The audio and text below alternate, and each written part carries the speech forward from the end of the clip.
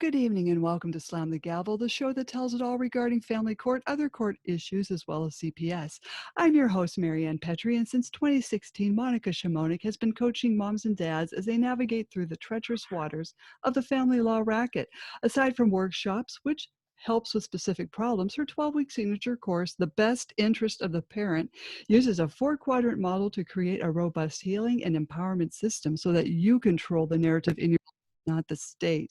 Use coupon code Slam the Gavel to get 10% off her course, and that will be in the podcast notes. I've got an excellent guest on. Her name is Nicole Moehring, and she's the founder of Voices of Change 2018, a nonprofit organization. Their mission is to reduce the risk of sexual abuse for children with disabilities. Nicole's daughter and son, who is autistic, were both victims of sexual abuse and assault. As a mother suffering through this unbelievable nightmare, Nicole witnessed the differences in the justice system of how her daughter was believed and treated so well, and her son was not. Nicole quickly began to realize how difficult the road to justice is for an individual with a disability. Nicole was made to feel as if what happened to her son did not matter. Voices of Change was founded to educate families so no other family would ever feel as Nicole and her family did while living this unthinkable nightmare. Nicole is a first-time author of Finding Myself, Overcoming Abuse, Heartbreak, and Loss, Then Finding True Love, and currently writing her second book, Finding My Voice. She serves on the Ohio Attorney General Committee for Crime Victims with Disabilities. In 2021, Nicole received the Crucial Point Award, an annual award given to people and organizations that delve beyond the surface of sex crimes to focus on overlooked niches of survivorship, bringing these specific topics to mainstream platforms to increase public awareness and effectively drive social change. Nicole is working with legislators to change current and past new laws to enforce stronger policies and best practices for child abuse reporting and how cases are being processed. Nicole has over 25 years of experience in management in corporate, nonprofit, and healthcare environments. For the past 18 years, Nicole has dedicated her time to volunteering for various nonprofit and community organizations, including the Polycystic Kidney Foundation, Fragile X Alliance of Ohio, Trials for Hope, and Children's Center of Medina County, to name a few. And Nicole resides in Hinckley, Ohio, with her husband, Chris, and her 2 children. I welcome you, Nicole Moehring, to my podcast. How are you? Good. Thank you for having me on. So we have a lot to talk about. You've been through a lot. Yes, I have. How are your kids today? Surprisingly, quite well. My daughter is 18 now, and she is really resilient. I mean, as you and I both know, kids are just resilient. But with these unthinkable circumstances, you just never know. I mean, PTSD, anxiety, depression are just 3 of the things off the top of my head that I can think of that, kids experience and their families when they go through, any kind of sexual abuse or assault or anything of that nature. And so Macy, my daughter, she has, gotten a lot of help psychologically, psychiatry, and just a good support system with my husband and, my mom, my late stepdad, and my step siblings. And we've just really embraced this as a family and, really just really wanted her to make sure that she knew this wasn't her fault and that she was getting all the help she needed from all the facets. So she's really, really made tremendous strides in her journey to healing. My son, we've had a lot of setbacks along the way. He's had horrible journey. They both have. His is a little bit more extensive than hers, and I'm not disregarding what either of them went through, but the circumstances were, entirely different. With the special needs that my son has, his story looks a lot different than my daughter's, obviously. But remarkably, I mean, he is doing. I'm very happy where he's at right now. I mean, we do have setbacks, of course, due to the nature of things, but he's doing well. I appreciate you asking. Mhm. So what got you into this? Well, obviously what happened with your family got you into Voices of Change. But, Yes. tell us more about, the whole how it all happened. So, I'll be honest with you. I was so naive to abuse. I was so naive to the fact that it could happen with someone you knew. I mean, Mhm, I honestly was under the impression it was going to be a stranger. mhm, When I would talk to my kids about this, it was stranger danger. It was mhm. never, somebody you knew and trusted. Right. Um, so I really feel as a parent, I don't feel like I failed them, but I feel that I wasn't as educated and Mm, prepared because there wasn't those tools out there. mm-mm, We know way back when, 18 years ago. And when my son was born, I adopted both of my kids. And when my son was born and, I started recognizing, something's not right, he has these, setbacks that my daughter didn't have, these delays, developmentally. And then you start going through all those, that journey. Um, and all of a sudden, then you're given these diagnoses. He has Fragile X syndrome, which is a genetic disorder, mhm, a lot like autism. He is also autistic as well. But um, you're given all these diagnoses, and then you become inundated with, doctor's appointment and therapies and, Department of Developmental Disabilities. Then, you're having all these home visits, etc. And truthfully, the last thing on your mind, which should be the first thing on your mind, mhm, is sexual abuse. mhm, Nobody talks to you about this. And I had mm-mm, a phenomenal pediatrician. I mean, I had a pediatrician that went above and beyond her call of what I'm sure is in the job description of a pediatrician. And yet, we're going through all this and, you're handed this, well, now your child has this diagnosis. These are the therapies that, you should partake in mhm, and, be on your merry way, basically. mhm, And at the same time, I'm also going through a horrible divorce.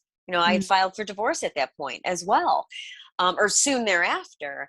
So, you're going through all these life changes, mm, um, trying to now deal with, I'm a mom. It's what I had waited for my entire life. And now you have this roadblock. And how do you handle this? And so I knew enough to talk about stranger danger mhm, and nobody should touch you where a bathing suit goes. mhm, But past that, I didn't know anything. mhm, Um, I guess fortunately, I had those conversations so that I had that open communication, especially with my daughter. And at least my son knew enough, mhm, that nobody should touch him and that it was wrong and that he mhm, should tell me. Fortunately, he was verbal. There was a very large chance in the beginning that I was told that he was never going to talk or walk. He does talk and he is walking. oh, good. He's 16 now. But I think back and what happens if he wouldn't have been, Right. you know, so as parents of children with disabilities, we need to really have that, preparation and to be able to know the signs of sexual abuse, what signs there are.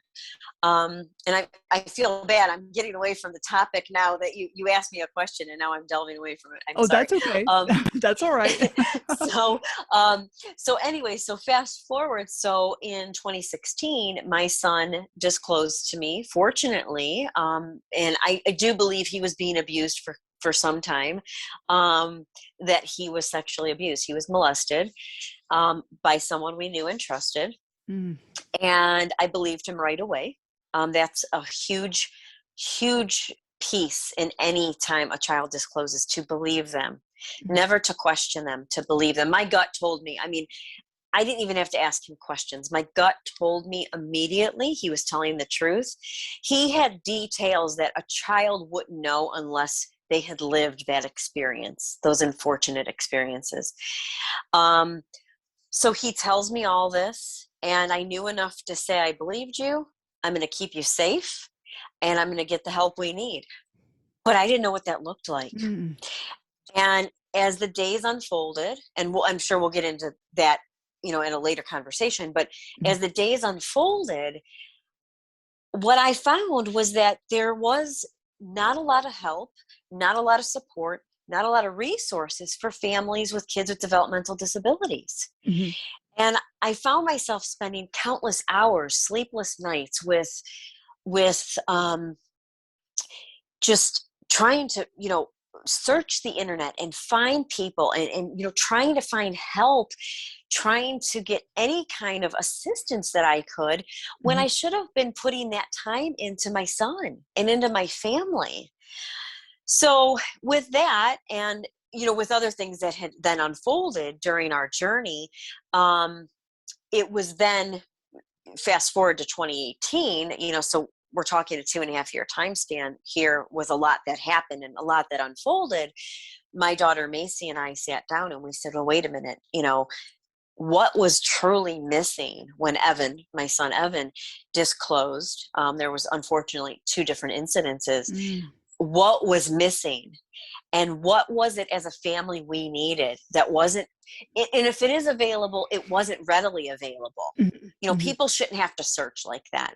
And Right. that's how Voices of Change came into fruition. Well, that's really good because this is happening more frequently.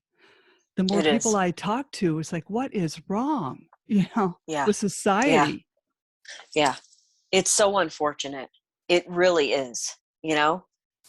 Mm. It breaks my heart. When I sit here and I think to myself at this very moment, when you think of how many kids, special needs or not, neurotypical, how many kids at this very moment are being sexually abused. Mhm. I mean, it's just, I can't even wrap my mind around that. And it's just, we need to do something. We're no longer in a generation or in a society that we can just keep, sweeping this topic under the rug. We Mhm. have to talk about it, as uncomfortable as it is. We have to.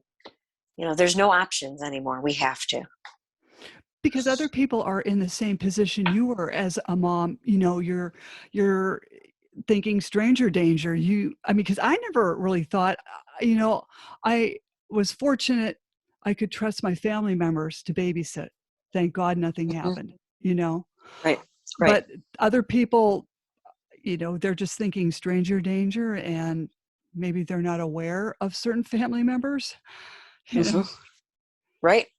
Right. Or school. You send your kids to school, Mhm. your special education, or the bus drivers, the aides Mhm. on the buses. I mean, there's all these people that our kids are so vulnerable and so reliant on these people for their, immediate care. And you're entrusting these people with your Mhm. child, your Right. precious, I mean, your precious kids. Mhm. Mhm. So why aren't we investing more time into this subject? We have to. Mhm. We just have to. I mean, I waited 7 years to become a mom, Mhm. for a lot, infertility and other things. And Mm. I think to myself, like, I can't even imagine not putting that kind of time and effort into these things, um, and helping other families then, Mhm. you know. Um, I feel like I searched for my purpose in life, and it took me 44 years. And, unfortunately, this isn't how I wanted to find my purpose in Mm. life. But I really truly believe, twice with my son and then my daughter once. And I really, and I'm a survivor myself, of domestic abuse. And I really feel that this is definitely my purpose and my higher calling. And, um, I don't know why I quit questioning it, because, we all have a purpose, and I have a voice and I know how to use it. So Mhm. I, Yeah, I no, just, yeah, I've told people it's like advocacy chooses you sometimes. yeah, yeah, that's Be true.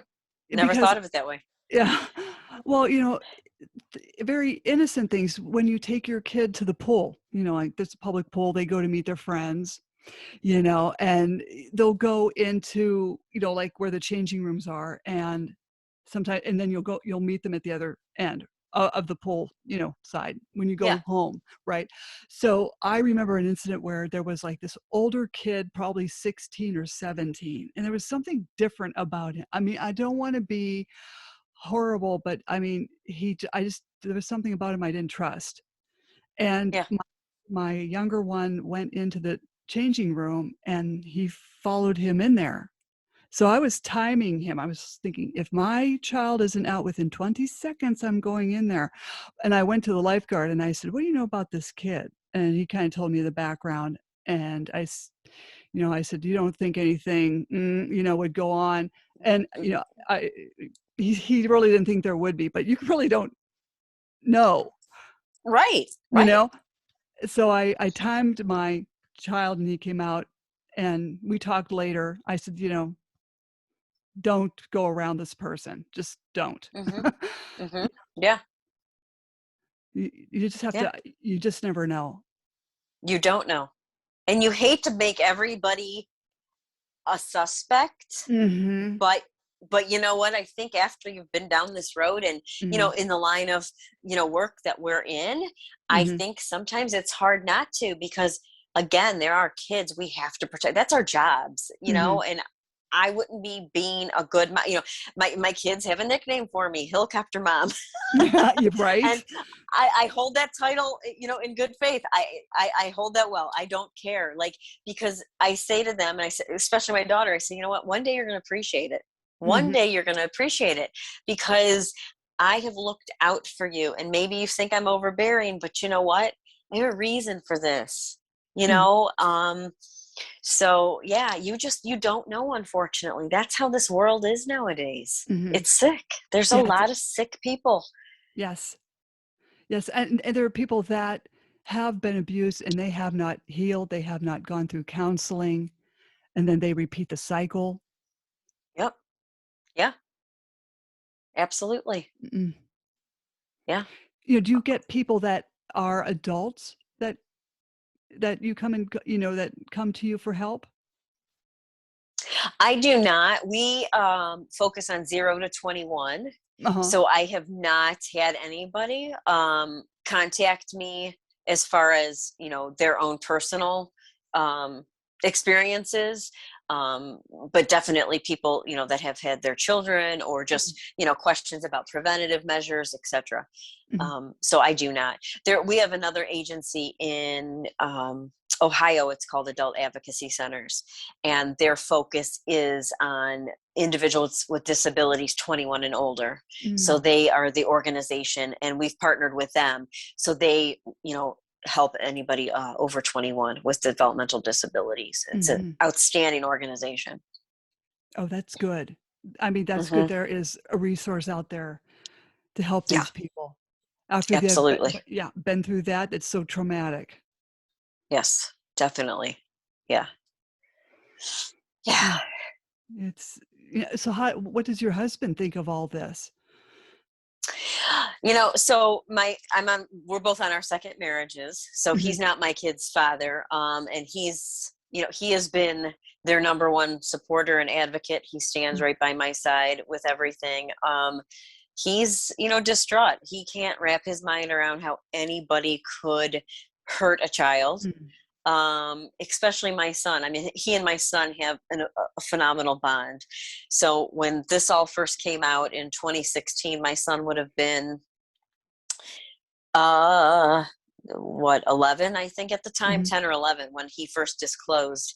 I mean, this is, it's tough to swallow as it Mhm. is, but then, when you sit there and you think to yourself, like, what could he have ever done? What could any child do? I mean, what could anybody ever do to deserve this? Nothing.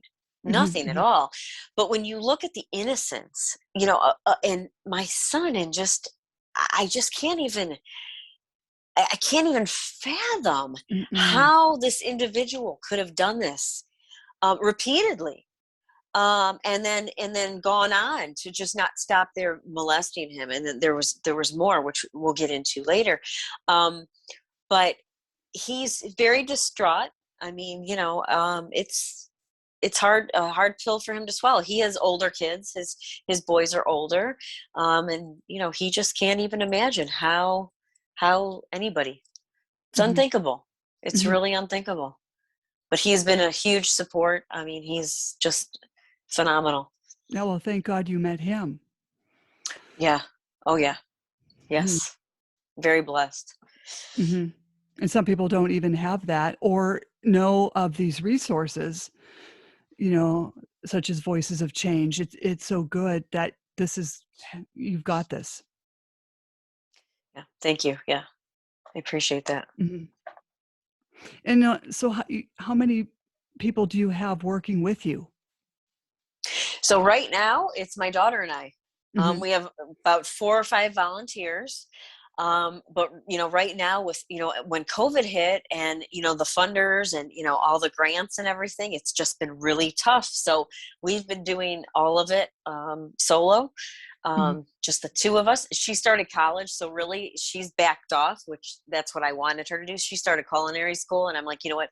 That's what you wanted to do with your life. And, Mhm. and she's doing this, but we always knew that she was going to take more of a back seat, once she started college and everything. But we do have, a couple people that are dedicated. My husband's one of them. He does Mhm. all the books and all the accounting and everything, for us. So, but my mom, she's been a huge help. And, I have a couple friends that are really dedicated to volunteering as needed. And, so that's been great.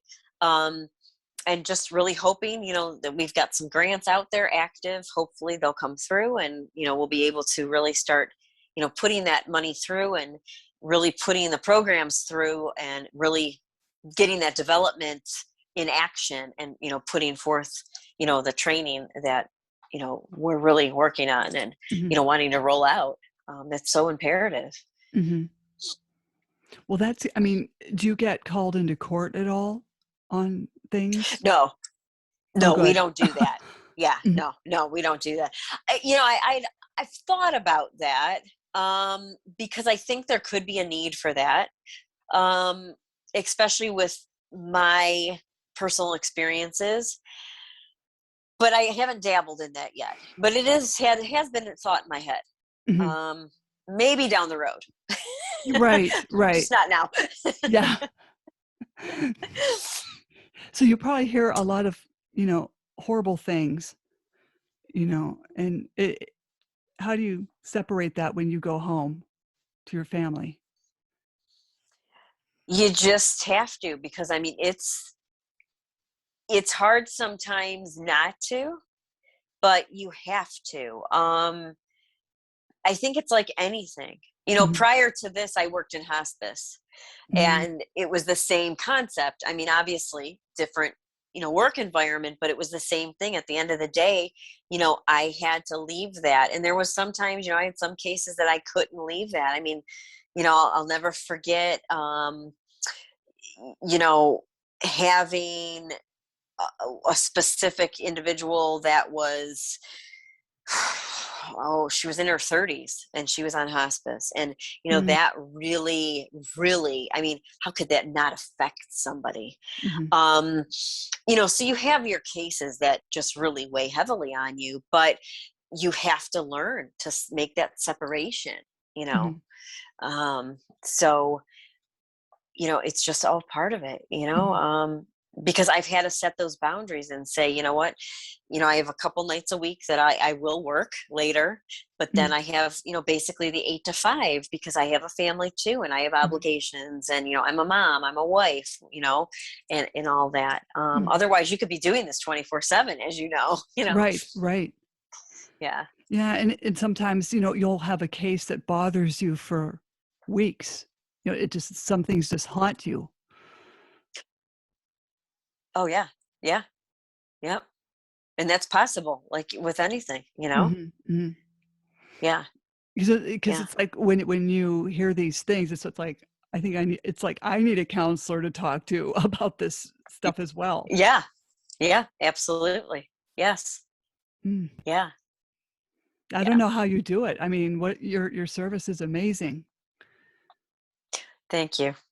Thank you. It's tough, but when I just think to myself, the amount of people that I know are probably looking for the same a certain kind of services that I didn't have. Mhm. And I think that's what keeps me going. Um, and just knowing, like I said earlier, how many kids are the unfortunate victims of abuse, and just really trying to make that change, on the forefront of the prevention piece, Mhm. because that's so important. And if we can start that to reduce the risk, Mhm. hopefully that'll have a trickle effect. Right. That's our goal. I Mhm. mean, I don't know that we can ever eradicate it. I would love to think that in a Mhm. perfect world, that would be great. Mhm. But, at least we can start to make some kind of a change, you know. Oh, you are. You are. And, when you wrote your book, Finding Myself, Overcoming Abuse, Heartbreak and Loss, Then Finding True Love, when did you write that? And how long did it take to write that? So that originally I started that in 2019. And originally it was from the viewpoint of a mom that saw the justice system out of the lens of two entirely different court cases. And as I started writing it, and obviously the unfairness in the justice system and how Mhm. differently my son was treated. Mm. Um, and Whoops, are you still there? I'm here.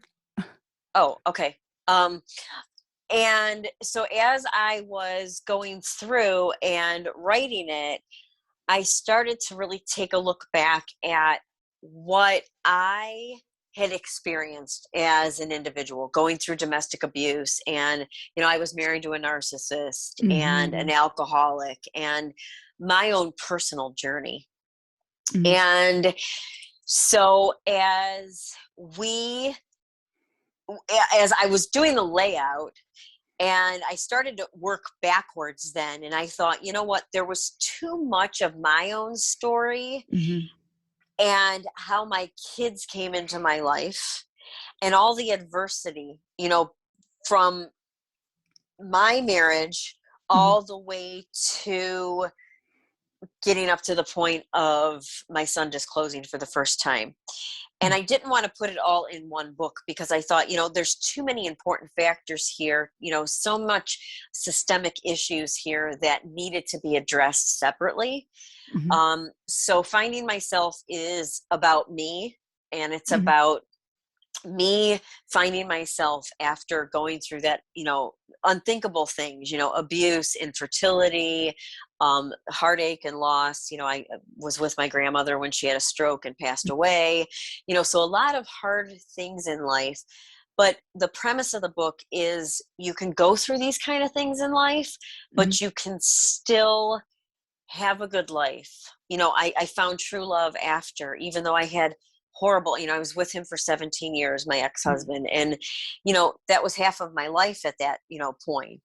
Um, and it's about having resilience Right. and mind over matter. Mhm. And that you can have your best life, but you have to want that.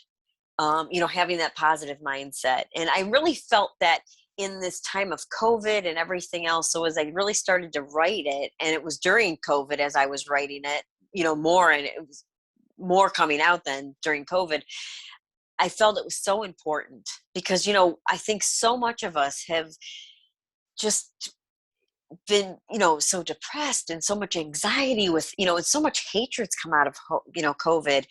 And I just wanted something good to come out of it. Mhm. I've suffered through a lot, but that Mhm. doesn't define me. Mhm. And I don't live in that poor me mentality. I Uh-huh. mean, yeah, I've been through a lot, but you know what? So have a lot of other people. Mhm. I'm not alone. So that's what I wanted for the book. I wanted to give people hope and Right. encouragement and empowerment. Mhm. I don't advocate for divorce, but I Mhm. also don't want people to stay if they're in an abusive relationship, Mhm. if they're miserable. You know, Life's too short. We get one shot at it. You Mhm. know, you better be living it how you want to live it, not Mhm. how somebody's telling you how to live it. And that's how my life was. Mhm. When you're being told what outfit to wear and how much money you can spend. When I was the breadwinner, I mean, Mm. it was all backwards. Mhm. Um, so that was the first book, and now book two, which is Finding My Voice, is going to be now about through my eyes, the justice system, the unfairness of the justice system, Mhm. how my daughter was treated so fair. She got justice. My son, both times. I mean, he was treated. It was discrimination. Mm. Um, just utter disgustment on my behalf. I mean, just they did him wrong both Mhm. times. Mhm. So, and these things need to be pointed out, how these kids deserve a voice. Everybody deserves a voice, but Mhm. I feel like not a lot of people are advocating for the disability population. Mhm. So, really just, I think I really found my voice when my son, disclosed, and I really started to stick up for him because I had lost, my self-esteem, my self-worth, anything like that. And I've really regained that through all my advocacy and through Voices of Change, and through having a fight. I mean, I fought, relentlessly. And I don't feel like I failed, even though he didn't get justice. Mm. You know, his perpetrator will pay one day. You know, Mhm. Mhm. he'll pay. He'll be judged one day. You know, that's on him. Definitely. Yeah. Yeah. I think, Finding My Voice, that's really gonna be an awesome book. When will that be coming out?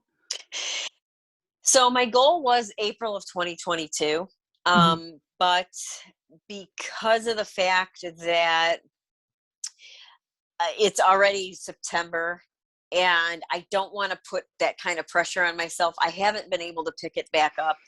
Um, Mhm. and I just don't want to have that kind of pressure. Mhm. So it's going to be a little later than I had anticipated, which is okay. I want it to be right. Mhm. I need to have all of the contents in there, Mhm. that are necessary to get my points across and to make it known how Mhm. unfair and how unjust, the legal system really is for kids like Evan. Mhm. It's almost like they pick on someone with a disability. Hmm. Yeah, very much so. Oh, it's been done to me in the legal field as well. I'm like, even when you're an adult, and Wow. for them to pick on a child, though, with a disability is Yeah. absolutely, that's disgusting. Yeah. Yeah. And after everything he had been through, on top of having a disability, they're not even serving him right. So Right. he didn't get due process. Mm-mm, not at all. They said they had enough to convict, but not prove beyond reasonable doubt. The first time they wouldn't even substantiate the claim. Mm, They didn't substantiate it because they when they asked him during the forensic interview if he knew the difference between the truth and a lie, his answer was no. mm, Because when you ask an individual with an intellectual disability certain questions, they don't. He didn't understand the question. mhm, He doesn't know how to lie. He tells on himself. mhm. you know Right. so but when they asked him that, he said no, he didn't know. So when that threw the whole thing out. They unsubstantiated it. Oh, no. Well, hmm yep. So they Well, said never happened. maybe they didn't have the right, investigators or the right psychologists on it that You're right, could. they didn't. Right. They Y didn't. Yeah. Yeah, this is where Yeah, they the didn't. courts are dropping the ball. So I'm very sorry. Thank you. Yeah, no, they didn't. And there are forensic interviewers that are trained to work with these kind of kids, which we found out after his third interview, which to me is so unacceptable because you're just rehashing that trauma, you're reliving that trauma. It's enough for any of us to have to go through this as it is, Mhm. but then to rehash all this, it's just not fair. But the Mm-mm. third time, and that's what finally got the search warrant, was the third time. Shouldn't have been that way. Mhm. And then even Shouldn't have. after the search warrant, they still didn't do anything with the case. No, That's because they didn't, because he had the perpetrator. So the second time he disclosed, it was July of 2019. mm, No, wait a minute. I'm sorry, 2018. And when he disclosed the second time, what he told us was that he not only was molested, that had happened all before, but after that, since they didn't substantiate the case, I had no grounds for him not to see the perpetrator. Mm-hmm. So Evan still was able to see the perpetrator. I mean, I did what I could, that he couldn't, but I had no grounds that he couldn't. And so Evan still saw him occasionally, and against what I wanted, of course. And what happened was then Evan was asked to undress and pose. Pictures were taken. They were put on his computer, printed. And so when Evan disclosed all this, I thought, my gosh, this has to be it now. I mean, this is child pornography. It's child exploitation. So now that's July. He has the forensic interview immediately. So in July, CPS closes the case out. And in Ohio, they did substantiate that case. In Ohio, CPS has 30 days to close the case out once they substantiate the claim. And so once they close the case out, they send the alleged perpetrator a letter stating that they have been named an alleged perpetrator.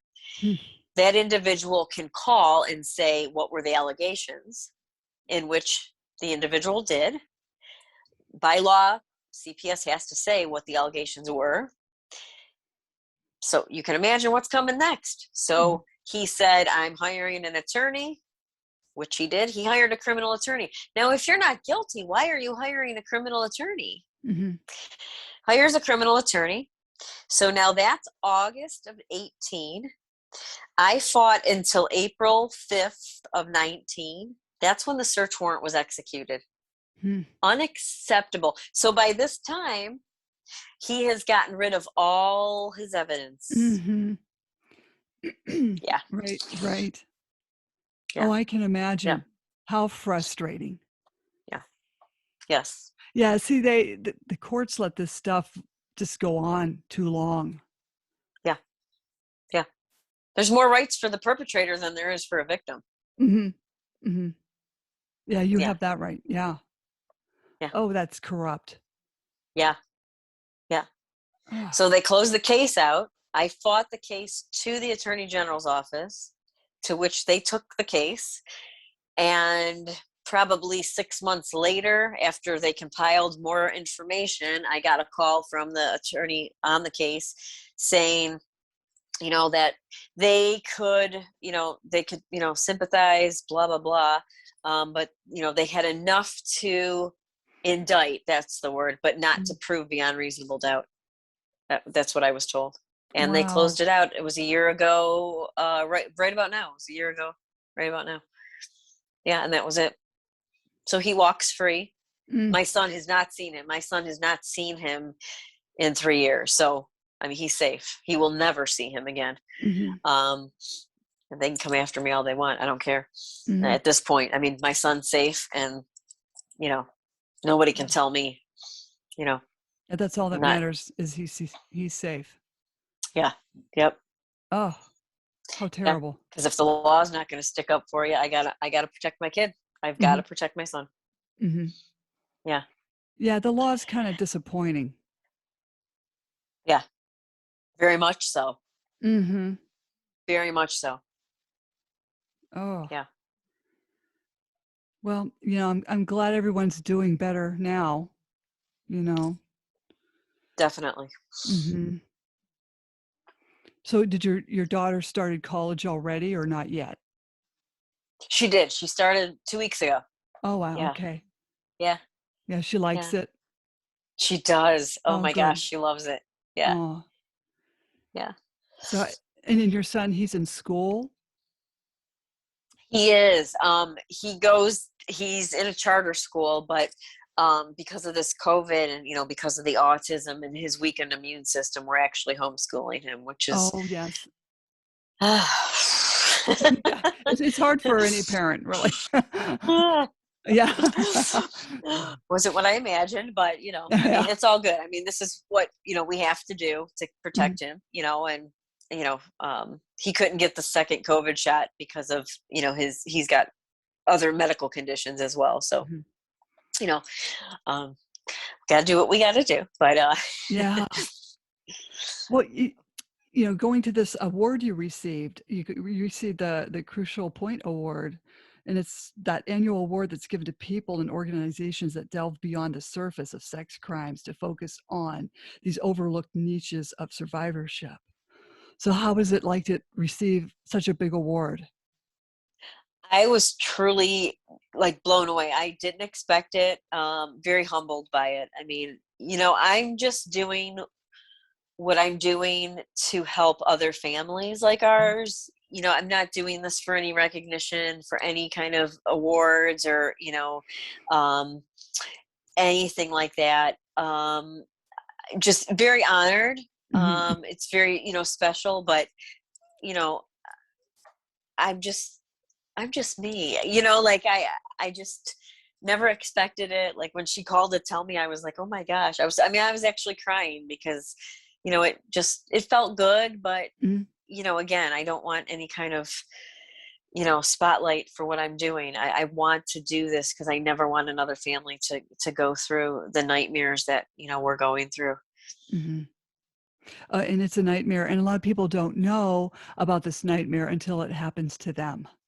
Hmm. And you don't want it to Right. happen to them, but like you said, when you're a young mom, you don't you're more stranger danger. You're not thinking about other people that are, in your child's life. Right. Right. Not at all. Not at all. And Mm, that's what pediatricians need to focus on. And, you know, anybody that deals with developmental delays, they really need to focus, and not just special needs kids. I mean, every kid, every child, they need to focus on not putting so much emphasis on the stranger danger like it was like when we were kids, mhm, and don't take candy from a stranger, don't get in a car mhm, with a stranger. And while those rules still apply, obviously, I think we've moved beyond that in so many facets, unfortunately. mhm, And we need to look at the big picture. mhm, And it's so unfortunate. I don't know, it's hard. It's really hard to wrap my head around all of this evil, and mm. just in so many ways. So many things need to change. And I'm one person. I can sit here and I can make this list, and I'm like, oh my gosh, I can't do it all. Right. I'd love to, Right. but I can't. Yeah. It's almost like you have to be cloned so you can get the Yeah. job done. Yeah. You're right. Aw. We might be in trouble if we did Oh, yeah.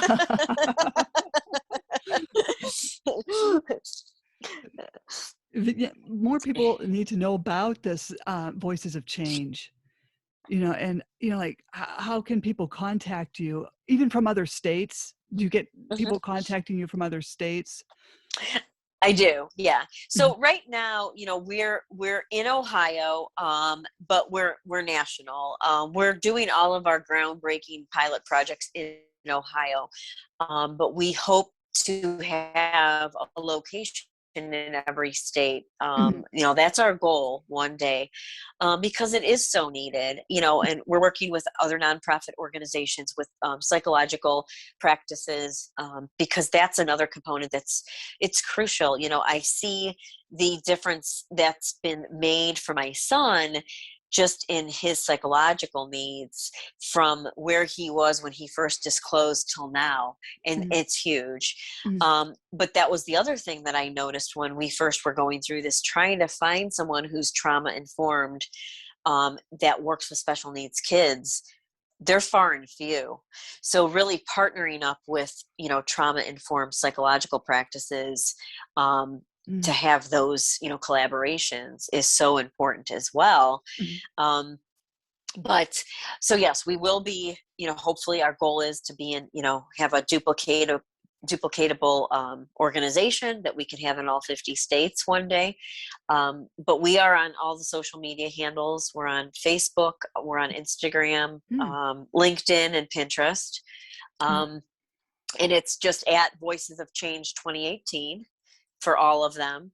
We're on TikTok too, but I don't know how to do that yet. So Mhm. there's nothing on there, Right. but we Yeah. are on there. I go on there to watch all the fun videos, but, Yeah. Yeah. um, so we're on those social media handles. My email is N for Nicole Moehring, Moehring at Voices of Change 2018.com. Our website is www.voicesofchange2018.org. O-R-G. And our business line is 440-864-7074. That's great. And I will put that in the podcast notes for everybody, you know, Perfect. to look up. Is there anything else you'd like to add? No, just anybody listening, if your child would ever disclose, believe them. Kids don't lie about this, Mhm. unfortunately. Believe them, make sure you're getting the help, right away that you need. I am always available, by, phone or email. I'm happy to talk to anybody, even if you have a child, that's not disabled. I'm more than happy to talk to anybody. Mhm. Um, Knowledge is power. I've been there. I'm not a psychologist, but I'm a mom who's, been unfortunately down this road. And, I want to be there for other people. It takes a village to raise a child. It's going to take a village and then some to, start to put an end to this pandemic or this, epidemic. And I, the only way you can do that is by being transparent, by sharing your story, and by, allowing others to reach out. And, I'm always here. Leave a voicemail if you get the voicemail, text messaging, that's fine too for people. But I just want people to know I'm available. I'm here. Um, I answer calls. I know some people say, "Oh, other Mhm. people Mhm. don't answer." I do. Because that's what I want, and that's the kind of organization we have. We're very approachable, very Mhm. transparent about our story, because we want to be there and we want to embrace other people. We don't want people to feel alone ever, like we did. Mhm. It's a very lonely road as it is, Mhm. and you don't want to feel encapsulated and that much lonelier. Yeah, and so alone, and you need a strong support system, and I'm so Definitely. glad, Voices of Change are there to support people. It's just very traumatic, and do you see, like, a lot of people with, we talked about PTSD, you see probably a lot of that. It seems like PTSD just doesn't leave. You know what I mean? Right, right. And it can, for instance, I was telling you, were asking about my kids before. My son, out of the blue, I think it was Sunday or Monday night this week, out of the blue, he just had this horrendous meltdown. We Mm, haven't seen one of those in months. mm, Couldn't tell you what happened. He couldn't even tell you what happened. I mean, just mm, out of the blue, he just blew. And it was like, where did that come from? Don't know what triggered it. It could have been anything. It could have been a smell. It could have been, something, a sound on TV. It could have been a show. We mhm, don't know, mhm, and I think that's what, people need to be so cognizant of, that is, you'll never know what could trigger mhm. anybody. Right. And you can't make light of things, Mm-mm. these things are real. Everybody handles these things in different ways, and it's just, there's things that'll still trigger me from when I was married, and and I'll even think to myself, like, why did that bother me? Like, this is, I've been divorced, 11, 12 years now. And it's like, why? I'm not thinking about them. I mean, I never think about, Right, right. but you just don't know, like, Uh-huh. what such a small, thing could trigger you, you Mhm. know? So, just, yeah, supporting people and being there, and just another big piece of advice is, if you don't know what to say, please at least say to somebody that that's going through this, I don't know what to say to you, but I am here, to extend that olive branch, to let them know they're not alone. Because when you don't do that, the hurt that the other person feels, Mhm. because then you just assume you're alone, Mhm. and then it's just not good. Mm-mm, mm-mm, And that was done to us quite a few times. mm. And whether it was intentional or not, I don't know. I can't make that assumption. But when you're going through something this traumatic, and you feel that you have so many people that aren't there, Mhm. it adds to another layer, and you can't change that. And then you start having more, feelings, and uncertainties, and then distance in relationships, and unresolved feelings, and it's just not good. Mhm. So that's another piece of advice, if I could give to people. Mhm. Yeah, just to let people know that you're there to talk to, and, um, you know, you understand, but yet you're here. Definitely. Mhm. Yep. Well, I'd like to have you on as a return guest if you'd like to pop back on sometime. Absolutely. Yeah. Yeah, I would Oh, love it. oh, great. Well, I Yeah. was glad to have you on because people need to know about Voices of Change, and I'm so glad to have you on. Thank Um, you. so don't jump off. Slam the Gavel's a podcast to help the public understand what really goes on in these family courtrooms. I'm your host, Marianne Petrie, author of Dismantling Family Court Corruption, Why Taking the Kids Was Not Enough, and Cry Out for Justice, Poems of Truth. Please join us again in the future with Nicole and other exciting guests. Thank you so much, Nicole. Thank you. Thank you. I appreciate it.